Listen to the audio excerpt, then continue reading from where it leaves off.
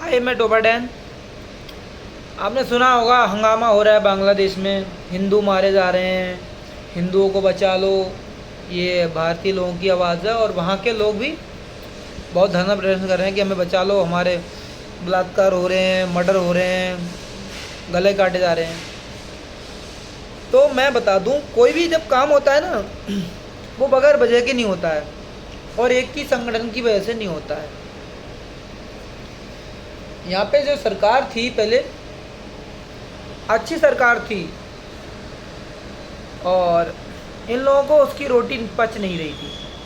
शांति की रोटी ना लोगों को बेकार लगने लगती है और फिजूल लगने लगती है। यही बांग्लादेश में हुआ। जो सरकार थी, इन लोगों ने उसका इतना बुरा हाल किया। जो वहाँ की प्रधानमंत्री थी शेख हसीना, उन्हें भागना पड़ा, भारत में आके शरण लेनी पड़ी। नहीं भागती तो उनकी मौत हो जाती, लोग मार देते वहाँ पर। तो एक बात मैं आपको यहाँ बता दूँ, जो विरोध प्रदर्शन हो रहा था ना शेख हसीना के खिलाफ, उसमें मुसलमान ही नहीं थे, उसमें हिंदू भी थे। इन लोगों को बैठे बिठाए रोटी मिल रही थी अच्छी। शेख हसीना के राज में कोई तांडव नहीं हो रहा था, आतंकवाद नहीं हो रहा था, तो इन्हें मज़ा नहीं आ रहा था। बात यह है। तो एक लड़की है आर्या भौमिक नाम की, उसने खूब जमकर विरोध प्रदर्शन किया था अपने मुस्लिम दोस्तों के साथ सरकार को गिराने का। खूब दबा के सिस्टम हो रहे थे, शेख हसीना के खिलाफ हो रहा था और भी बहुत सारे हिंदुओं ने बढ़ चढ़कर इसमें हिस्सा लिया था। तो सब लगे पड़े थे ये सरकार गिराने के लिए। तो सरकार गिरी तो इसके लिए हिंदू बहुत बड़ी कम्युनिटी के साथ जिम्मेदार हैं और खूब वो हल्ला मचा के खुशी मनाई थी। सरकार गिरते ही शेख हसीना के भागते ही अगले दिन कटान शुरू हो गया। अल्लाह के बंदे जाग गए काफिरों को मारने के लिए। काटा कूटी चल गई, बुरी तरह से मारने लगे और मज़ा आया फिर। तो अब रो रहे हैं बाद में कि हमें बचा लो, हमें बचा लो, हम मर रहे हैं, हमारा रेप हो रहा है। आप लोग जिम्मेदार हो ना, आपने उनके साथ दिया, उनके साथ रैली निकाली। बगैर खाली मुसलमान तो कर नहीं सकते थे भाई कि इतना हुआ, साथ में हिंदुओं ने साथ दिया ना। तो हिंदू बराबर का जिम्मेदार है और हिंदू एक वो बकरी है। मैं किसी धर्म के लिए नहीं कह रहा हूँ, देखिए मैं सीधी सीधी बात बता रहा हूँ, ना मैं किसी का नाम ले रहा हूँ।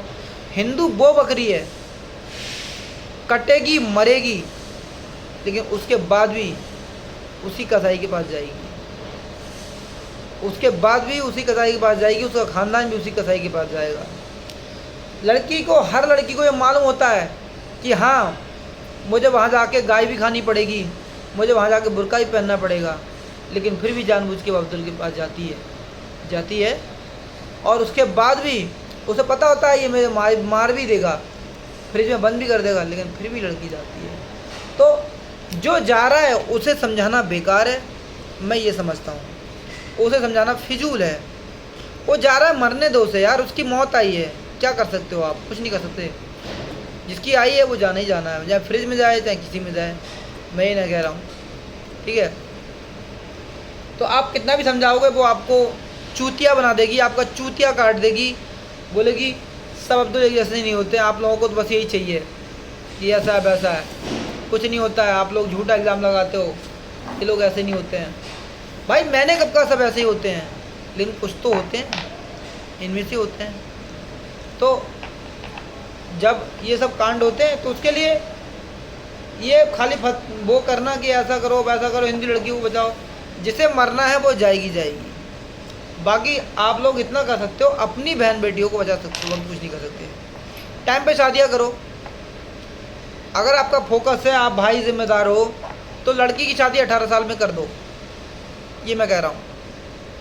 18 साल में उसकी शादी निपटा दो, समझ रहे हो? नहीं तो आपकी इज्जत धरी की धरी रह जाएगी, कुछ नहीं बचेगा। 18 साल में आपको शादी करनी पड़ेगी, ठीक है। 18 साल में शादी करनी ज़रूरी है। हार्मोन्स इतने विकट हैं, सारा सब कुछ लोग हाइब्रिड खा रहे हैं। आप लौकी हाइब्रिड खा रहे हो, गोभी हाइब्रिड खा रहे हो, मूली हाइब्रिड खा रहे हो, आटा हाइब्रिड खा रहे हो, चावल हाइब्रिड खा रहे हो, सब हाइब्रिड खा रहे हो, तो हार्मोन्स बढ़ेंगे।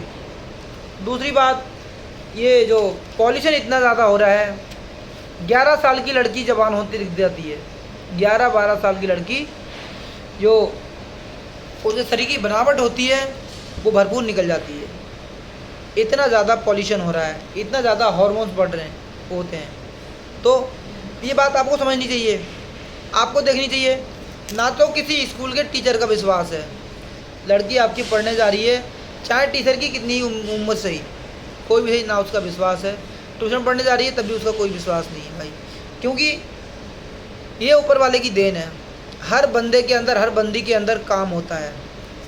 काम की डेफिनेशन मैं आपको बाद में दूंगा। जो कामदेव हैं वो सबके ही अंदर असर करते हैं, भगवान को नहीं छोड़ा उन्होंने, तो हम तो इंसान हैं। तो सीधी सी बात है, आपको अपने बच्चे पर फोकस करना पड़ेगा। बच्चा कितने बजे कहाँ कहाँ जाता है, कैसे जाता है, उसकी टाइमिंग भी ध्यान रखना पड़ेगा, और 18 साल में आपको उसे सेटल कर देना पड़ेगा। बाकी अगर आपको आगे पढ़ाना लड़की सही है तो आपकी वो आप देख लो, अपनी जिम्मेदारी पे, अपने रिस्क पे। बाकी जो लोग ये चिल्लाते हैं ना कि लड़कियों को बचाओ, लड़कियों को बचाओ, जैसे जाना है वो जाएगी, आप कितना भी कर लो, जाना है जाएगी। क्योंकि सेक्स जो है कोई छोटा मोटा उदाहरण नहीं है, सेक्स ही सबके लिए जिम्मेदार है। सारे क्राइम की जो जिम्मेदारी सेक्स की है, समझ रहे हो। इसके बिना ना तुम रह सकते, ना मैं रह सकता, ना ही दुनिया चल सकती इसके बिना। लेकिन सबसे बड़ी जिम्मेदारी भी यही है, जो इंसान का पतन यही है, और इंसान की खुशी यही है, इंसान की ज़िंदगी भी यही है। भगवान की लीला है, भगवान ने ऐसा बनाया है। सेक्स के बिना कोई रह नहीं सकता, सेक्स के बिना कोई बच नहीं सकता, सीधा सीधा सिद्धांत। तो अपने घर पर ध्यान दो, खुद ध्यान दो, काम पे जा थोड़ा ध्यान दो, फिर घर पे भी ध्यान दो थोड़ा, ये ज़रूरी है। जय श्री राम।